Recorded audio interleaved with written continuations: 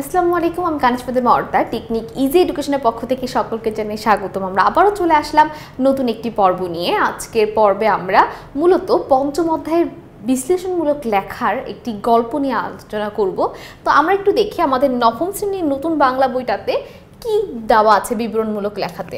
এখানে আমরা দেখতে পাচ্ছি লেখা আছে জাদুঘর ভ্রমণ। তো জাদুঘরে ঘুরতে যাওয়া, তাই না? আচ্ছা, গত ডিসেম্বরে আমি বাবা মার সঙ্গে ঢাকার জাতীয় জাদুঘরে গিয়েছিলাম। আমার ছোট ভাইও আমাদের সঙ্গে ছিল। অর্থাৎ আমরা যে ছবিতে দেখতে পেয়েছি, এই ছবির মধ্যে আমরা দেখতে পাচ্ছি একটা মেয়ে, তার ছোট ভাই এবং বাবা মা। আমার অনেক দিনের ইচ্ছা ছিল জাতীয় জাদুঘর দেখতে যাব, কিন্তু নানা কারণে যাওয়া হয়ে ওঠেনি।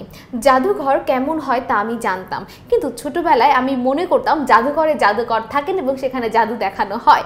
বেশিরভাগ ছোট মানুষেরা কিন্তু সেটা মনে করে থাকে যে জাদুঘরে কি হবে, জাদু থাকবে, জাদু দেখানো হবে, সেখানে জাদু দেখানো হয়। একটু বড় হওয়ার পরে আমার এই ভুল ভেঙেছিল। সেদিন ছিল শুক্রবার। দুপুরে খাওয়া শেষে আমরা বেলা 2:30টার দিকে জাদুঘরের উদ্দেশ্যে রওনা হলাম। রাস্তায় খুব বেশি যানজট ছিল না। ঘণ্টাখানেকের মধ্যেই আমরা জাদুঘরে পৌঁছে গেলাম। জাতীয় জাদুঘরটি শাহবাগে অবস্থিত। আমাদের দেশের জাতীয় জাদুঘর শাহবাগে কিন্তু অবস্থিত। এই জাদুঘরের প্রতিষ্ঠাতা লর্ড কারমাইকেল। দেখো, এখানে কিন্তু কিছু তথ্য দিয়ে দিয়েছে, ঠিক আছে? পাশে ঢাকা বিশ্ববিদ্যালয়ের চারুকলা ইনস্টিটিউট। আমার ভবিষ্যতে চিত্রশিল্পী হওয়ার ইচ্ছা, তাই বাবাকে বললাম জাদুঘর দেখা শেষ হয়ে ওখানে নিয়ে যেতে। টিকিট কেটে আমরা ভেতরে প্রবেশ করলাম। তখন জানলাম অনলাইনেও টিকিট কাটা যায়। অর্থাৎ এখন, আগেকার সময় কিন্তু এটা ছিল না।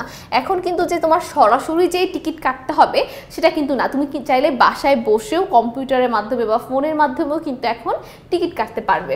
মূল ভবনের প্রবেশ পথে দরজার দুপাশে দুটি সুসজ্জিত কামান রয়েছে। মূল ভবনের নিচতলায় খাবারের দোকান, স্মারক বিপণী এবং ব্যাগ রাখার জায়গা আছে। সিঁড়ি দিয়ে আমরা দোতলায় উঠলাম। কোন পথ দিয়ে যেতে হবে সেটির নির্দেশনা ছিল। অর্থাৎ শুরুতেই কিন্তু একটা নির্দেশনা দেওয়া আছে যে কিভাবে কোথায় কি দেখতে পাবো। ফলে গ্যালারি খুঁজে পেতে আমাদের সমস্যা হয়নি। পুরনো অনেক জিনিস সংরক্ষিত আছে এই জাদুঘরে। মূলত আমাদের দেশে জাদুঘর বা যে কোনো দেশে জাদুঘর, মিউজিয়াম, মানে এটাকেই বোঝানো হয় যেখানে অনেক বছরের পুরনো ঐতিহ্যবাহী জিনিসগুলোকে সাজিয়ে রাখা হয়।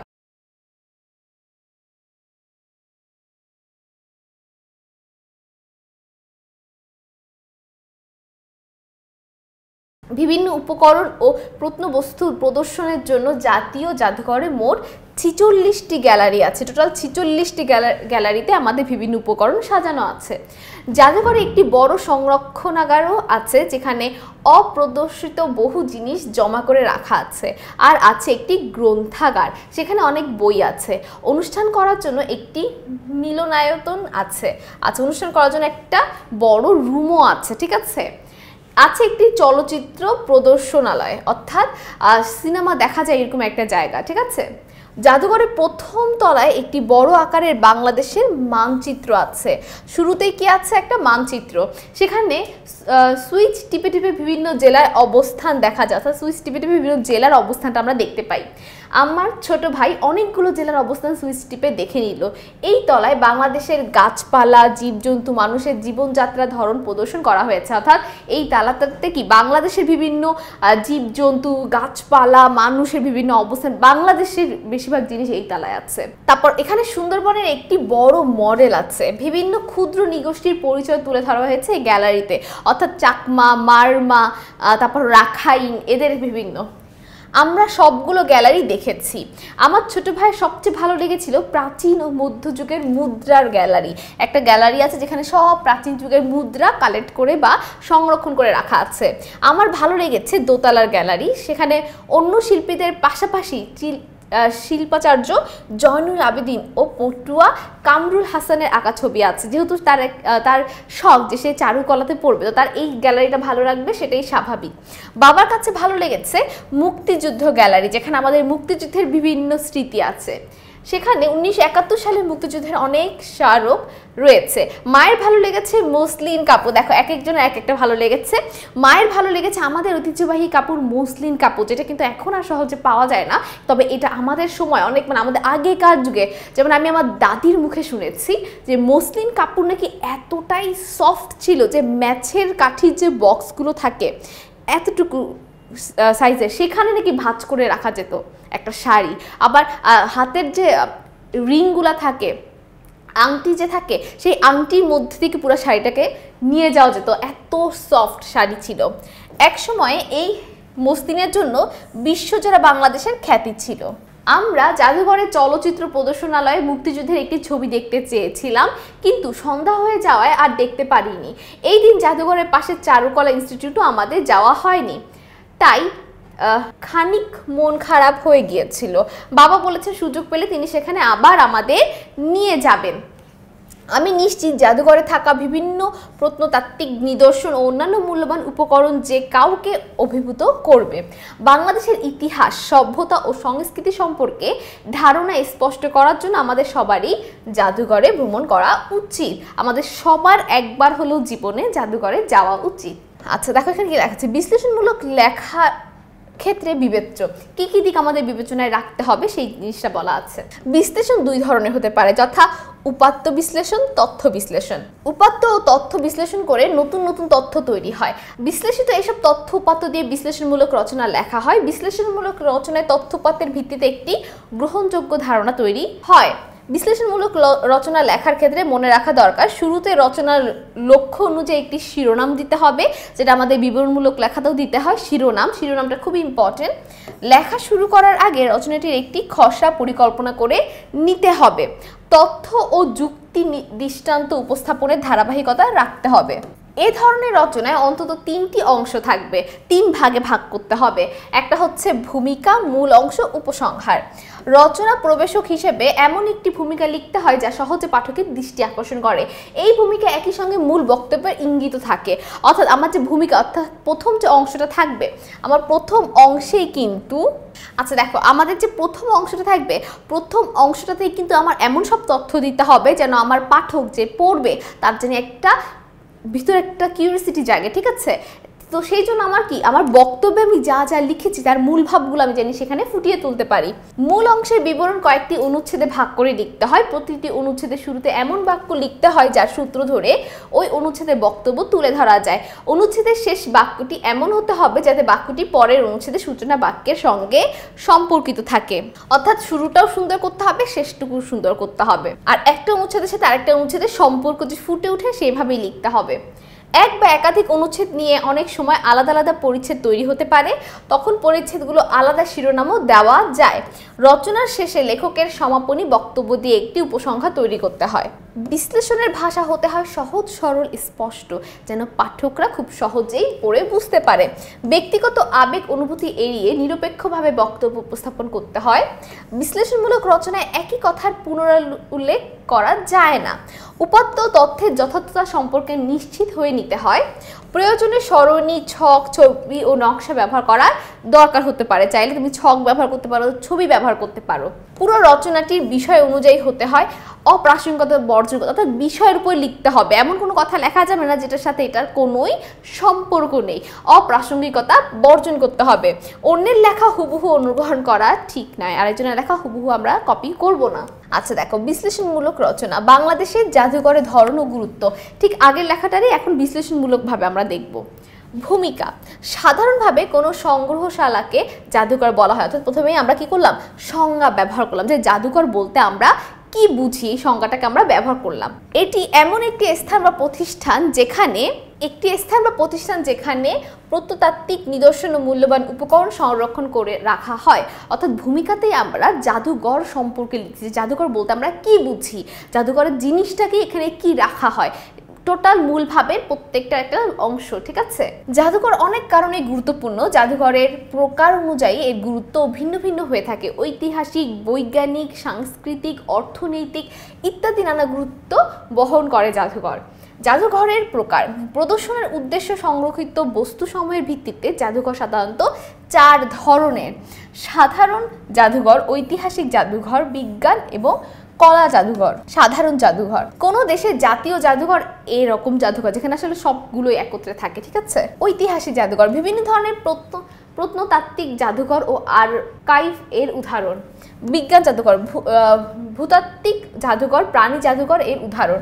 কলা জাদুঘর, চিত্রকলা জাদুঘর এর উদাহরণ। প্রত্যেকটা একটা করে উদাহরণ দেওয়া আছে। বাংলাদেশের জাদুঘর, বাংলাদেশে বেশ কয়েকটি গুরুত্বপূর্ণ জাদুঘর আছে, নিচের ছকে এগুলো কয়েকটি দেখানো হলো। দেখো, এক পাশে নাম দেওয়া আছে, আরেক পাশে কোন ধরনের নিদর্শন আছে তা দেওয়া আছে। বাংলাদেশের জাতীয় জাদুঘর, ইতিহাস, সভ্যতা, সংস্কৃতি, 94,000 নিদর্শন। বরেন্দ্র গবেষণা জাদুঘর, রাজশাহীতে অবস্থিত, ঠিক আছে। এই জাদুঘরটা সিন্ধু সভ্যতা থেকে ব্রিটিশ আমল পর্যন্ত বহু প্রত্নতাত্ত্বিক নিদর্শন। লোকশিল্প জাদুঘর, নারায়ণগঞ্জে, প্রাচীন ও আধুনিক কালের লোকজ নিদর্শন। আহসান মঞ্জিল জাদুঘর, ঢাকা, এটা কিন্তু আমাদের সদর ঘাটের ওইখানে, ঠিক আছে, পুরান ঢাকার দিকে। নবাবদের ব্যবহৃত জিনিসপত্র। বিজ্ঞান ও প্রযুক্তি জাদুঘর, ঢাকা, বিজ্ঞান ও প্রযুক্তি বিষয়ক নমুনা। মুক্তিযুদ্ধ জাদুঘর, ঢাকা, তার ভিতর কিন্তু বেশিরভাগই এই দেখতে যে পাচ্ছ নিচের দিকে বেশিরভাগ জাদুঘরে কিন্তু মিরপুরের ভিতরে অবস্থিত। আচ্ছা দেখো, বিজ্ঞান ও প্রযুক্তি বিষয়ক নমুনা, বাংলাদেশের মুক্তিযুদ্ধের বিভিন্ন নিদর্শন। ঐতিহাসিক গুরুত্ব, জাদুঘরে অতীতের অনেক উপকরণ সংগ্রহ করে রাখা হয়।